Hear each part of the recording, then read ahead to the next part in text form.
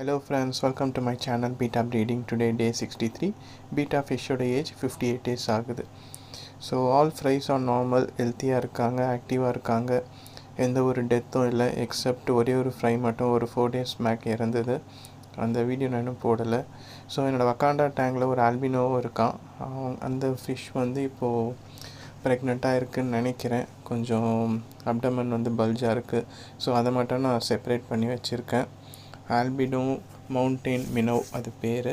So நான் just அது வந்து ஒரு கம்யூனிட்டி டேங்க்கில் போடுற ஃபிஷ்னால் அது வாங்கி வச்சுருந்தேன். சரி இது வந்து குட்டி போடுதான்னு ட்ரை பண்ணி பார்க்கலான்னு ஜஸ்ட்டு ஒரு சின்ன கப் மாதிரி இருக்கும், அதில் வச்சுருக்கேன். பார்க்கலாம், அதோட அப்டேட்டும் நான் உங்களுக்கு சொல்கிறேன்.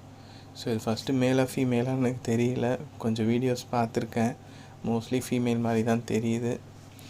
So wait and watch.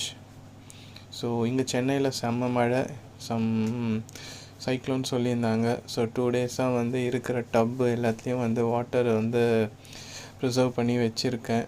ஏன்னா மெயினாக மொயினா வந்து நான் இதில் தான் கல்ச்சர் பண்ண போகிறேன். போட்ட எல்லாத்துலேயும் மொயினா வந்து கிராஷ் ஆகிட்டு தான் இருக்குது. பட் என்கிட்ட கொஞ்சம் ஸ்டார்டர் இருக்குது. இன்னொரு இது வக்காண்டா டேங்க்கில் வந்து பிளானேரியான்னு ஒரு சின்ன இன்செக்ட் லைக் திங் இருக்குது. அது பயங்கரமாக மல்டிப்ளை ஆகுது. அதை வேறு நான் வந்து கண்ட்ரோல் பண்ணணும்.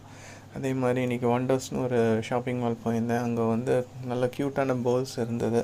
அது பீட்டா ஃபிஷ் யாராவது வாங்குறாங்க கேட்டாங்கன்னா அந்த பவுலும் நான் சேர்த்து கொடுக்கலான்னு ஒரு 10 பவுல்ஸ் வாங்கி வச்சுருக்கேன். தேங்க்ஸ் ஃபார் வாட்சிங். வீடியோ பிடிச்சிருந்தால் like and share and subscribe. Thank you.